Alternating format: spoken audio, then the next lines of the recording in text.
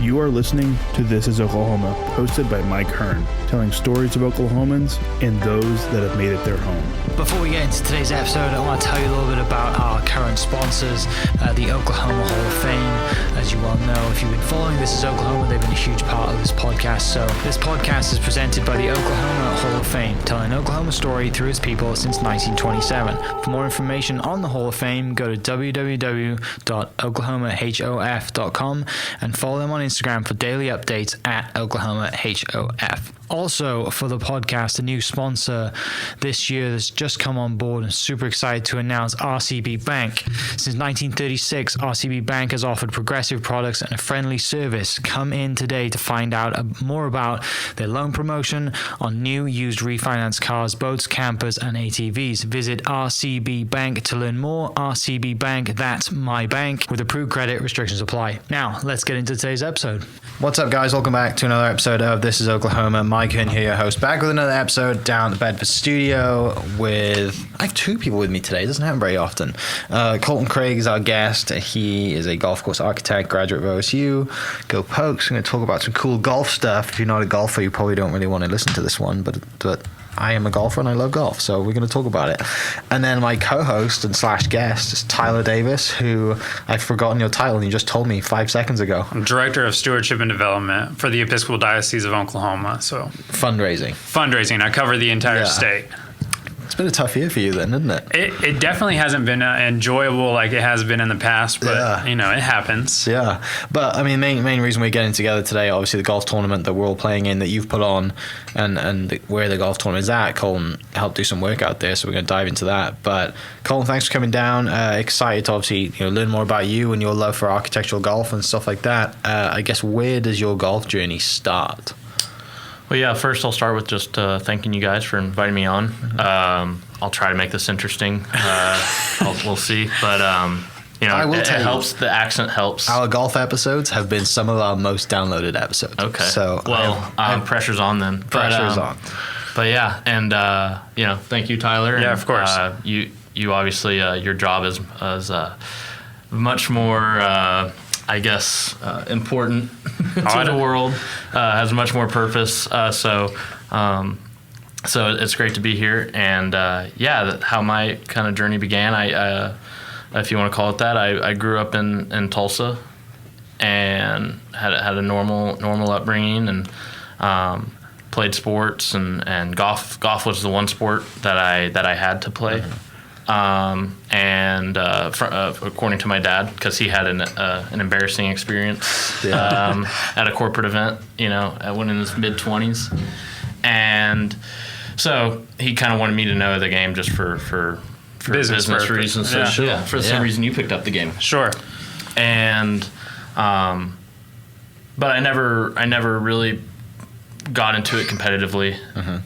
It wasn't, and still to this day isn't something I view as hardcore competition. Sure. I very much view it as a recreation and a way to find a way through a landscape and with a game involved. I almost view it as almost like hiking. You just happen to have some clubs and a ball and so instead of following trees throughout the woods that are flagged, certain colors, you're basically following pin flags out in the landscape. So I grew up in Tulsa, started working in the golf industry in 2012, I believe it was, and I worked maintenance out at Southern Hills. And that was a fun time, and really kind of learned what was going on. And I always wanted to be a golf course architect, but I never really knew how to go about it. Sure. It's one of those professions that is there's very few of them for a reason. Yeah. Because there's a lot of interest in golf architecture, though. It's you see on major media websites, you see, Tour Pro, PGA Tour, European tour, and then like one of like the 6 sidebars is architecture. So I mean, it's not like there's a lack of interest. But so kind of working there, and then went to Oklahoma State, got a degree in landscape architecture. Worked for various construction crews throughout the summers, and then did some internships that were helpful. And then was employed by a golf course architect. Worked there for 3 years, and then started my business in February of 19. Yeah. And now here we are a couple of years later, and the ball's rolling, and just I always say it's a square ball though. It's not like you don't get any momentum. The second you finish one project, it's time to start lifting for the next. It's which is good though, right? Yeah, you need that as a job, right? And as having a family and providing, you need to know that the next project is lined up, or multiple projects are lined up. I'll never be able to build my business to the point where I'm like, oh, it just works for itself, right? I will constantly. I am very much self-employed. I am not a business owner. But you kind of found like a niche market there with like the Perry Maxwell stuff, and kind of getting into it a little bit more, and which is like how I got connected with you at Buffalo Rock. And so I think that's really interesting. We don't have a ton of famous golf architects. I'm sure we have some, but Perry Maxwell is definitely at the top of the list. And so the fact that you're kind of going in his footsteps, if you will, is kind of neat. Yeah. Yeah, I mean, I cringe a little bit when I hear like, because he basically was like a trailblazer largely in making golf design a employable profession. Prior to him, it was certainly, he was an early contemporary to the golden age and of golf architects, and so. He wasn't like, he didn't invent golf architecture, right? C.B. McDonald did that, but he basically made it a way to where it's truly like a craft that's like employable. The guys prior to him were largely, it was almost, and I think some of them monetized fine, but I think a lot of them were independently wealthy prior. Yeah. Sure. And it was almost just like a hobby. Yeah. For them to do. And so, but Perry Maxwell obviously like he went to the very peak of the industry. Yeah. And he was from Kentucky originally, moved to Oklahoma, and basically considered Ardmore and Tulsa his homes. And he went and basically he made it happen. And he kind of, his resume is pretty impressive. And he just picked it up. And the crazy thing is, like, as far as kind of what you said, sort of the niche market and trying to follow in his footsteps, like a lot of his top courses are already renovated, right? And so a lot of the courses now are don't have like the wealth that some of those big courses have. So like to bring in like a bigger name or something. Yeah, sure. And so I love working for small town clubs. They tend to be really great clients. The budgets aren't always perfect. Sure. But it's a fun space to work in, and obviously I have aspirations, and I've completed large scale projects that are highly like high end, if you want to call them that. But there's something about just like small town charm that I really it's gravitate super toward. gratifying too, right? Like in getting on, and just like you said, it's not a big budget, and I'm sure they appreciate you being there as well. Like they want to make it happen. They do everything. They're probably raising money however many ways they can, and bake sales. Yeah, like in lemonade stands or whatever it is. Like that's it's him. But obviously Tyler mentioned Perry Maxwell. You founded the Perry Maxwell Society in 2018. Were you been nervous doing that? Like, I mean, I can't believe there wasn't one already. Yeah, that's why. Like, tell me about that, right? Because you're obviously learning about this. You love doing it. You're diving into all the books and doing all the research, and then you're like, hang on, why has this not been done yet? Right. Yeah. There's so I received a scholarship from the Walter Travis Society, who was a golf architect in the Northeast, and so I always kind of I knew, and there's like the Tillinghast Association, there's the Alistair McKenzie Society, the Donald Ross Society, and these were all people who Maxwell was associated with. Yeah. But so I just felt like it was something that should exist. That's why I basically created the website and had some friends who also wanted to make it happen, and it's sort of this organic thing, and I feel like we've kind of picked and choose different aspects of the different groups of the other architects that we like about design competition and other stuff like that, and just like fun events, and I was shocked it didn't exist either, but it's also weirdly perfect too, because half of his body of work is like in Oklahoma, right? And then a decent amount. I think there's 5 or so courses in Kansas. There's a couple in Arkansas, and then a couple in Texas. So like, really, I mean, it lends itself well for people not to have to like fly all across the country to come together, that are members of these clubs or enjoy playing these clubs. And so it's a nice fit, and it's fun, and other people are kind of running it now. I've sort of kind of stepped away from working the day-to-day on that stuff, but it's healthy and it's fun, and that's the main thing. That's all we want to do is just have fun with it. The second we start taking it too seriously and like start having bylaws and boards and all that stuff, like I'm out. Do you have a club tie or an association tie yet? A what? A tie? Do you have a necktie yet? A little lapel pin or something I was gonna say, we can that's the next identify? thing. That's a very UK thing, is you have a jacket and a tie for it. Oh, When you really? get together, you all wear the same jacket and tie. I am a member of the society, so I haven't gotten any of those perks, so I just don't know if I just haven't been hazed something or, but... Yeah, I'm happy to help out. That'd be awesome. So you go, you're working out at Southern Hills as a kid, right, or in high school, whatever. Probably one of the best places to work on, right? One of the best places, especially and you in the got area. the buffet from the day before for lunch. It was great. Just the best thing ever. And then obviously you go to OSU, which people listening will know that ag at OSU is top of the line. Right. It also happens to be like the best golf school that too. in America. Yeah. I mean, which I hope we win nationals this year. It'd be really, really good. Yeah. Regionals is at Carson this year. Yeah. May 17th through the 19th. Yeah. Open to the public. Everyone should go out. Is it really? Yeah, that's what I saw this morning. Going. Okay.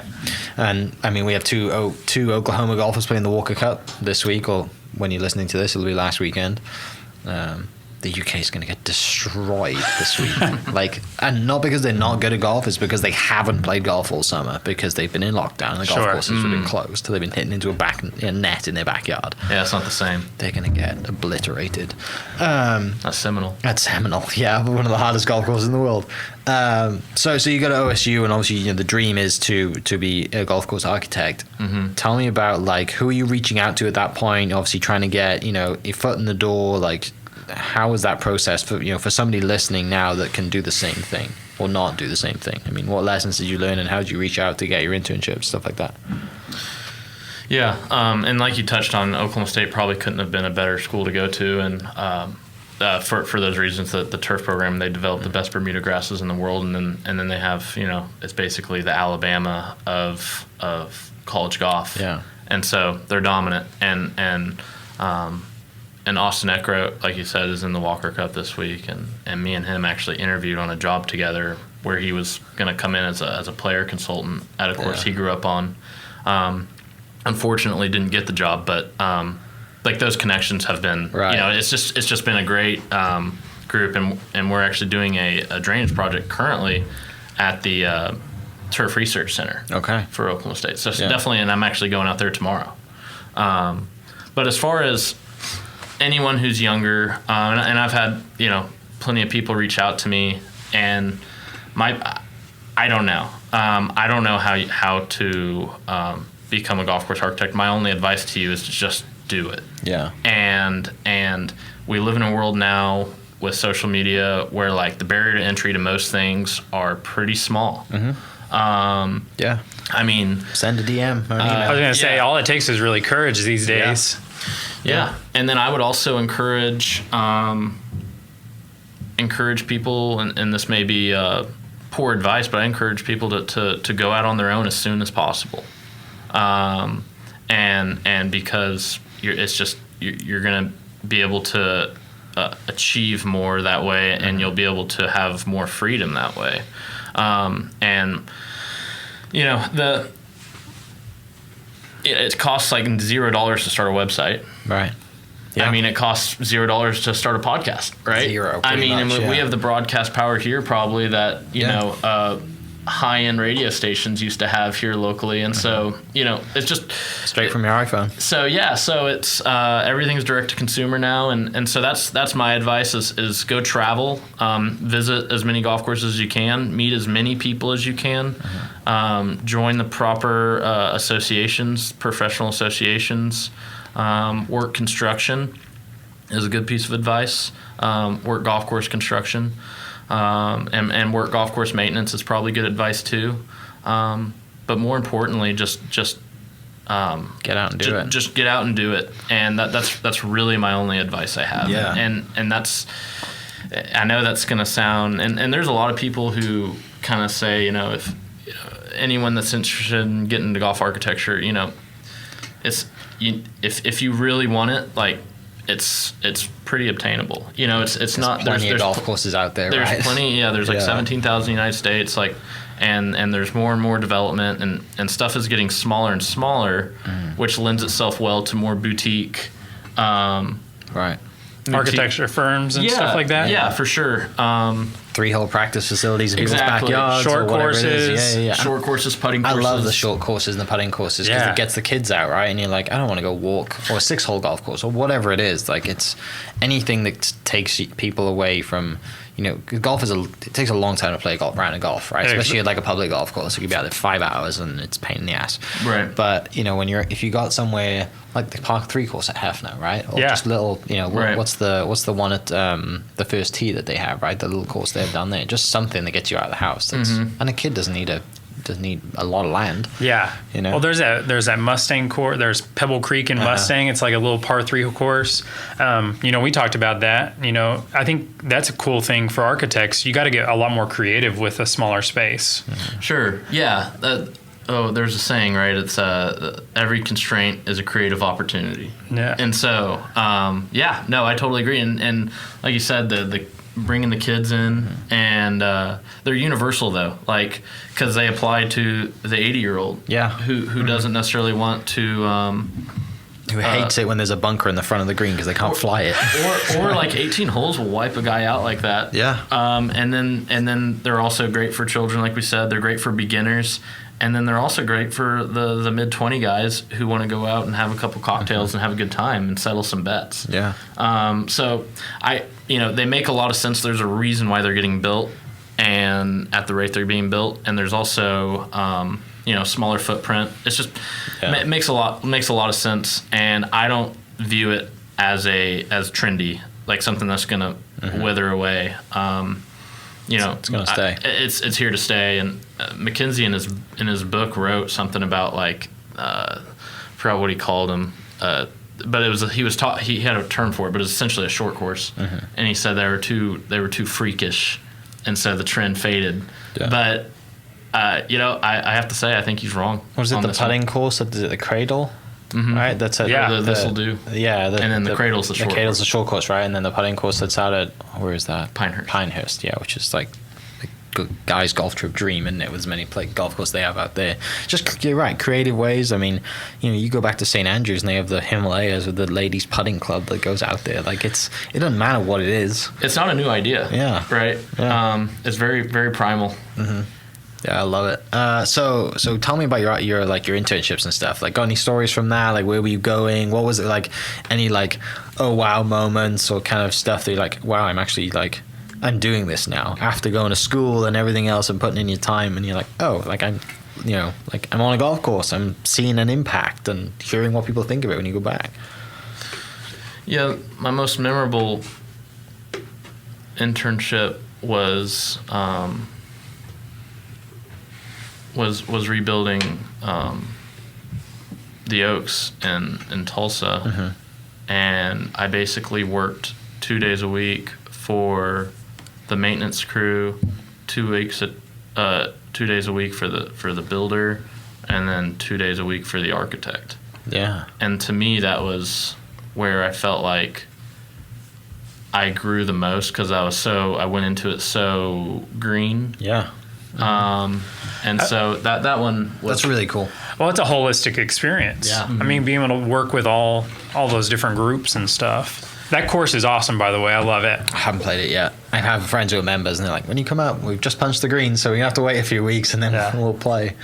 That's so cool, right? Because you get to see everything, right? You get to you got the drawing, then this is what we're gonna do, and then you're legit there building it and digging holes and doing it all. It's that's the whole thing, isn't it? And when you go build, you have that experience, and people appreciate the people who are building it for you then, and the grounds crew appreciate, because you can talk like you've done it because you have done it.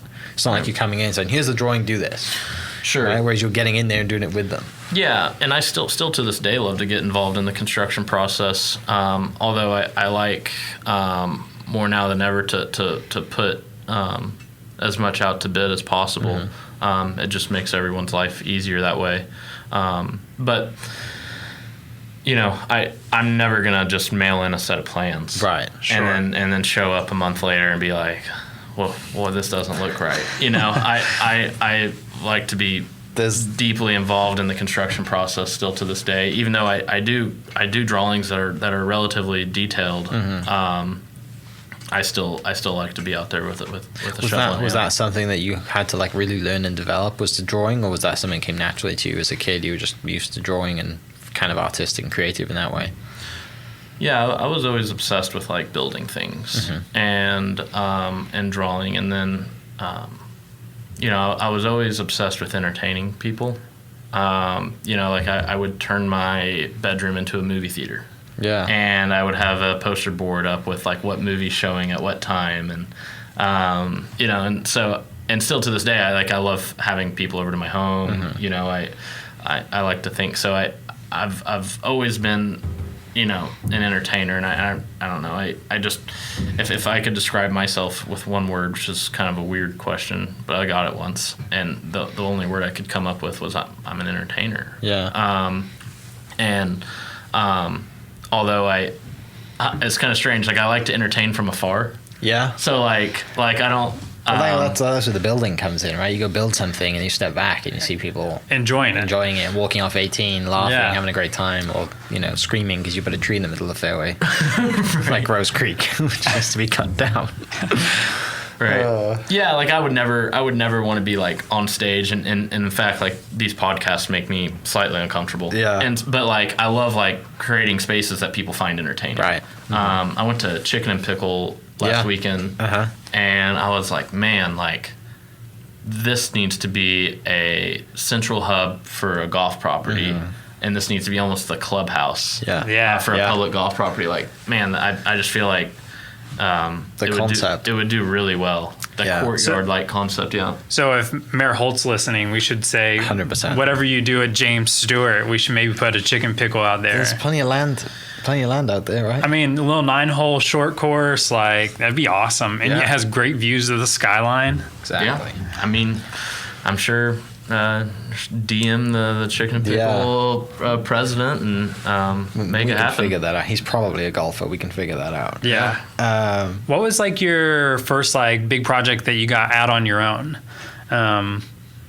Yeah. I know you did the bunker renovation at Buffalo Rock and some other projects across the state, but what was the first one that someone was like, we're going to do it, we're going to take a shot on it, if you will? Yeah. So like I said, I started the business February of 19, pretty much the day after I found out my wife was pregnant. Leap of faith. Yes. Or more shoved off the cliff. But I didn't have any work there for the first couple months, and the first women's amateur tournament at Augusta National was happening in April. Okay, so you can do the math. Only a couple months from February, and I was fortunate to have, through my travels, because I traveled a lot during that time period, during that early time period of starting my business, I went and visited every single Perry Maxwell golf course because largely I didn't have anything else to do. Yeah. Sure. And it was a way to, and through all the people I met, and some people were just really interesting people who had no connections to the golf business that were, a blast just to get to meet, and then others were very well connected. One of those that I met was very well connected, and he sent me a ticket to the women's amateur, which I was excited. I still have the brochure for him, and it's I feel like pretty iconic event. Oh yeah, especially the first one. The first one, yeah. Yeah, and what that meant for the game and where it's headed, I think is a good message. And so when I was at that tournament, I was just walking around by myself, and I was having a fine time, but I always like to have conversations. I'm not the one to just sit alone.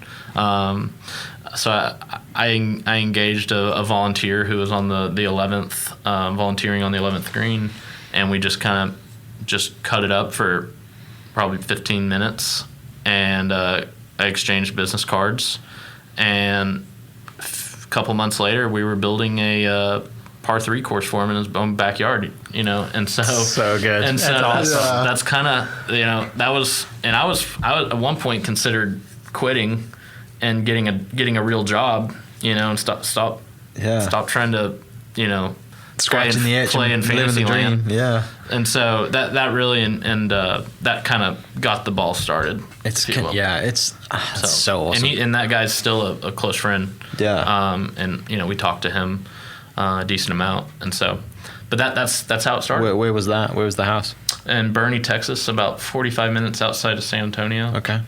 Yeah. So driving distance, relatively close. So was it completely your own original design? That was your first? It was a new build, right? Yeah. And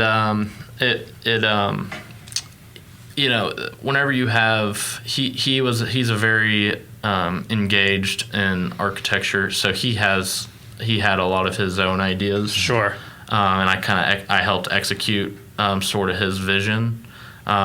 So I would just call it a collaboration. Yeah. I think my name's on it, but it is a collab. It's like, hey, this is kind of what my idea is. This is kind of what I've been thinking of. This is how land looks. What do you think? And then, do you prefer it when someone comes to you that way, or do you like it when people come to you? Sorry. No, I love that because it's the same way that I would be the same way. Because when people are paying you to do a job, they're paying you to do a job, right? It's not like, hey, we're bringing you in, but this is what we want you to do. Right. And you're just like, well, I'm just a builder at this point. My creativity and what you're paying me for. Yeah. All the work I've been doing, all the lessons I've been learning, and my style is not this. Yeah. Yeah. Well, and I would never build anything that I didn't feel like represented something I believed in as well. But sorry, Philip. But I also I'm empathetic toward it because I get it. Like it's to me, it's like the most fun thing you can do professionally is design golf. Right. And so whenever I have a client who wants to be really involved in design, I understand where they're coming from. I understand why they have that passion. And so and if our kind of visions align, well then it's going to be a great working relationship. Yeah. But no, I mean, to be honest, having a client who's the best clients are well funded and kind of let you kind of go do your thing. Yeah. But I also understand that you got to communicate and you got to have and I'm a believer in customer service and really the only form of customer service in my business is communication. Sure. And so I still engage high communication with my clients, but I don't ever say I'm just gonna go disappear for a while. See you in 6 months. I'll come back. Done. Yeah, constant back and forth. Yeah. Another huge moment that's happened recently is Pine Valley has just announced they're gonna have women members. Yeah. That shock you a little bit? I was a little shocked. Yeah. I don't really have an opinion on it, to be honest. I went out there for the Crump Cup and walked around and it's a great golf course, maybe the best, probably from an the best. architectural perspective. What because I go there and I'm a golfer, right? I don't see what you see. right? But you see the ratings just number 1 or number 2 constantly in the US. And what was it like going there with your eyes? Like, what are you seeing differently than just standard someone who stands on the first tee? Yeah. And like, oh, there's no rakes out here. Great. Well, first it's great land. Yeah. Which is your canvas is important, Mm-hmm. but the routing is great. It travels through the property in a really interesting way, and then also like the par threes are super solid and each have extremely unique characteristics, and then it has the history. I'm a big believer in being true to the place, and Crump was the guy who built it. I think largely was kind of like a manic depressant individual, and had this I think he had a fortune in hotel. His family's fortune was in hotels, and I think he drained a lot of that building Pine Valley. I don't even think he finished. He didn't finish. He died right before it was finished. Yeah. And I may be incorrect in this statement, but I believe he took his own life. Really? I didn't know that. Yeah, like on the 15th tee, I believe. Jeez. And so, that's a story. Yeah. And storytelling and being true to the place. And so it's just it almost has this like mysterious almost like you almost feel like you're not in the real world. Right. It's like an escape, and it's like... Well, when you drive in, you come through those gates and you go through the town that you've driven in, it doesn't feel like you're in the same place, does it? Right. And also, like, it's not like the gates are like these big water, this big fountain with flower beds and this, big, over the top gate. It's like you get there by going behind this like middle of the road, like amusement park. Down the street. You go down the alleyway of it to get there. And so it almost has like a speakeasy like vibe where, pull in, there's a guard shack, you can't see anything else. Right. So, but yeah, I think it's a good thing that they're allowing women now. And you mentioned going there for the Crump Cup. That's one thing that probably a lot of people don't realize is that's the only few times they let people in, right? Yes. To go see. So if someone's listening, wants to go see the golf course and walk around the golf course, you pay in and get. Is it free or did you pay? It was free the day I went. You go and see, and there's an amateur tournament, mid-amateur tournament called the Crump Cup, and anyone can go to it. Yeah, and I would definitely tell people to go because why not? Yeah, have you been there? I played there. Luckily, that's awesome. Yeah, I'm fortunate enough to know a member through a friend. We've been out there twice. That's awesome. And it was it is the holy grail of golf. So I need to start hanging out with you more. Yes. Okay. Yes, we can go. No. Go for the Crump. Like, go walk around. I would love to one day play in the Crump, but it's not easy to get into. But just going up there, Sure. it's in Philly, right? So you can go to Philly for the weekend or go up for a few days, go watch sports or whatever, and then, they were great. Philly's a good town, good hangout. You go play multiple golf courses up there and then spend a day walking the golf course. And one of the best things I did when I was there the first time, I got up at like 5 a.m. and just walked. We stayed on, at one of the little houses there, and I walked down to the golf course, like through the golf course as the sun came up.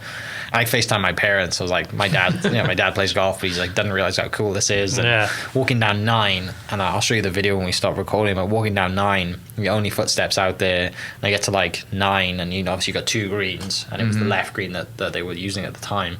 And like this deer just pops up, and I'm just like, this is not right. And the sun's like rising in the distance. I'm like, this is not real. Like, so to tie it back to Oklahoma, Perry Maxwell renovated the 9th green out there. Was part of his took the trees down behind scope of work. I believe so. Yeah. It gets fuzzy exactly what he did, but he was involved out there in 1929. What do you think about did you get a chance to go over and see the par 3 course? I didn't. No. It's pretty special. They like replicated. It's like 14 holes. They replicated like the second shots of the actual golf course, which is really cool because you when you drive up to it what would be a tee box, unless it's the par 3. It's like driving into the middle of the fairway and playing that shot. It's fantastic. Goals at Golfers Digest did a great video to drone footage of it, and that's one I always kind of send people to if they've never seen it. Outside of, I guess, Pine Valley, is there any other golf courses that you've been to that are just the bucket list? I've got to go see this as an architect and just kind of see what they did. Yeah, there's a lot. Yeah.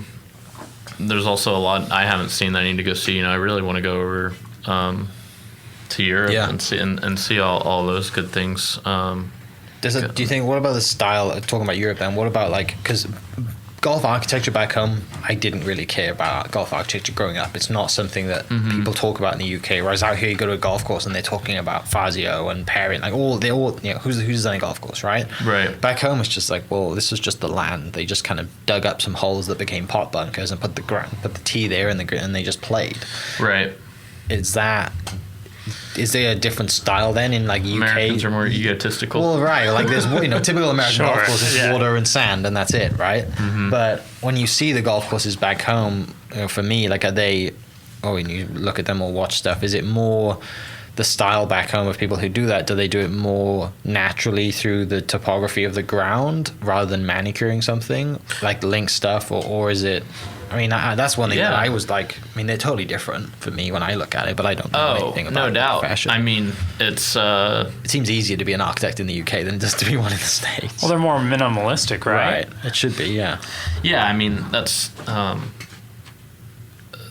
lot of people, when they came to America, you know, they wanted to show off their wealth, and the way they did that through their courses was they constructed these artificial places, extravagant places, and the UK, a lot of the land that was used for golf was unusable land, so it was just kind of out of, okay, that's land we can't really use, and you know, let's make that basically our park. Yeah, and we happen to play golf on it.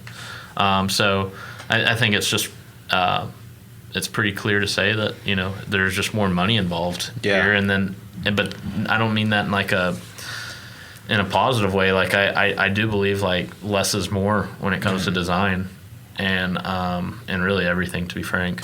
But so, you know, the land matters. So if you have a very boring piece of land, you may need to do some things that make it better. But you know, if you have the land, you know, just disturb as little as possible and make it feel natural. And to me, that's how you get the best golf. I'm not a big fan of these big mounds that are basically just spoils of the construction of the ponds. And you know, I would prefer to have it be more natural to the landscape. And so, you know, that's, you know, everyone always says, you know, a lot of people will travel to Europe and say, oh man, these courses are so great, and then come back to the United States and then, you know, build a pond, you know, and it's like, it's you get this perfect piece of land with rolling hills and beautiful, you know, potential fairways, and I'm going to stick a giant 150-yard long bunker in it and water on the other side. But you know, golf architecture has definitely taken a turn over the last, you know, decade or so. If you look at like Core Crenshaw and what they did at Stream Song, and they're starting to find those more, I mean, Bandon Dunes. Yeah. They're starting to find the land that fits better, that they can put a good golf course on, and so you're seeing them pop up in these rural areas in Wisconsin and Nebraska because the land's perfect for it. Well, it's like that one in New Zealand that Cape Kidnappers, right? That just looks like they literally just built a fairway on the coast. Like they were just like, this is the land, we're just going to mow it a little bit and it's here's a fairway.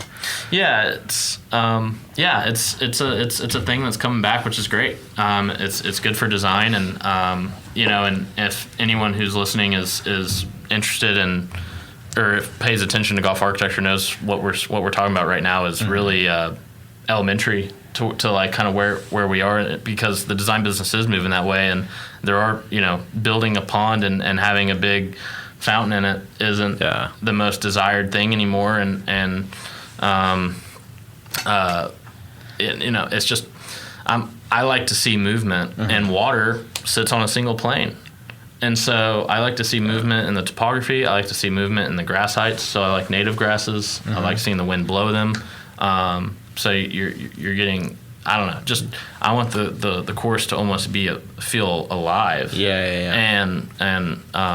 And you know, we're not alone in that. Like you said, Corey Crenshaw, the leaders of the show right now are certainly believers in that. Well, and also mindset. it makes the golf like a lot more playable, and it allows more people to come in and enjoy it. Sure. You know, if you have ponds and you're trying to hit over water every time, I know when I started out, I was hitting into the water and it wasn't very fun. I kept losing $4, balls. Yeah. But when you kind of have something that goes with the land and it, you have wide fairways, it makes it a lot more playable. It's more enjoyable.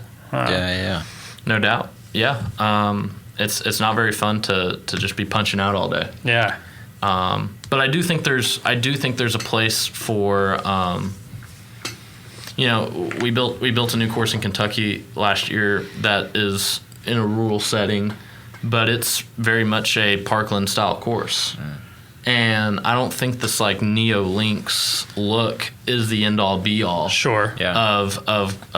how to build fun, interesting golf and destination golf. And that was kind of our question we had going into it was about building that course in Kentucky was, is it okay? Like, cause every single, in the last 10 years, it seems like every single like destination like course has been sort of this similar aesthetic Neolinks look, which is obviously a great look, but can we build a parkland course that has a similar draw? Sure. And we feel like it will, but we'll see. And we put out a few surveys, and we got, there were a pretty good amount of people that are saying no, it has to be this link style to be able to get the national draw, but still the majority said no. I mean, there's no reason why a parkland style course can't be.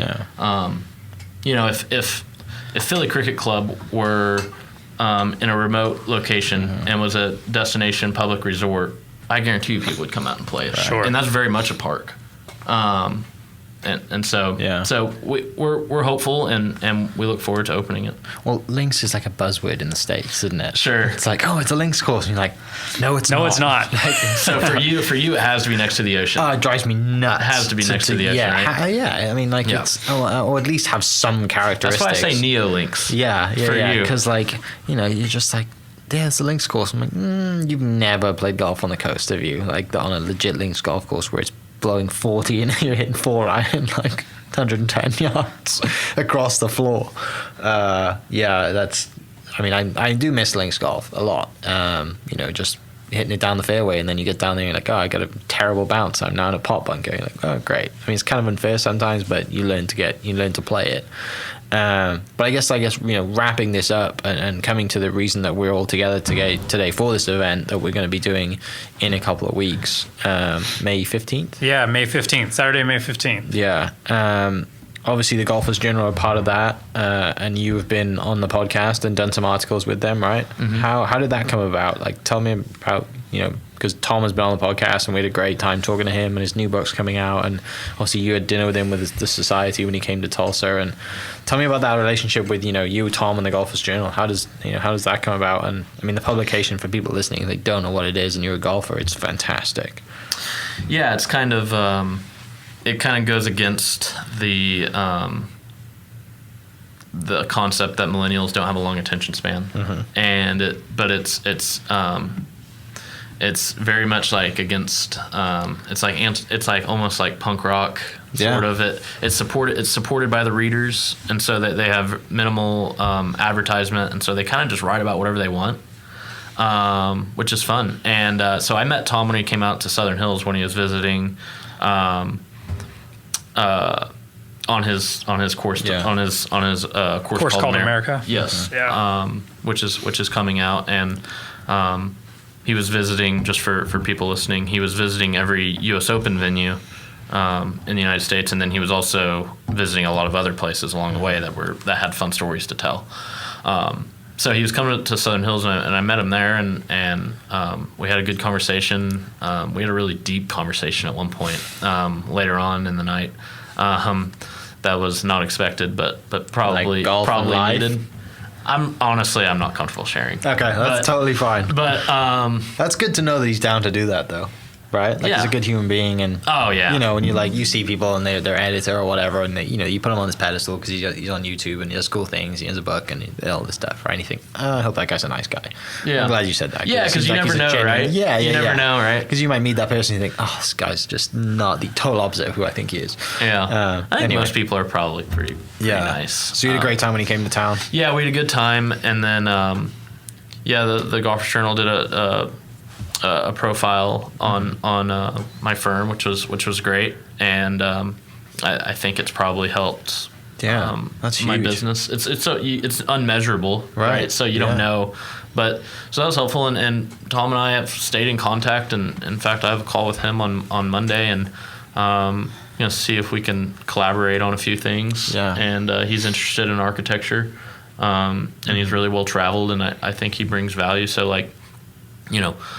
bringing him into the fold on some projects coming up. That'd be really cool. A putting course and a little bit of a reroute of a club is something that we're looking at together. So, the Golfers Journal is great, and I'm a believer in that type of media. Yeah. I really am. Kind of trying their best to seek truth, and whatever that means to whoever. But it's the total opposite of your Today's Golfer or Golf Magazine or Golf World or Golf Week. It's selling glossy Titleist ads or Callaway ads for 90% of the pages, and then you have a lesson from someone and a what's in the bag from some tour pro, just one. I mean, Titleist is like a sponsor of them, but it's only like one page. Yeah, exactly. Yeah. It's almost like a coffee book. It's almost like a publication of art that you can kind of great collect. Photography. Yeah.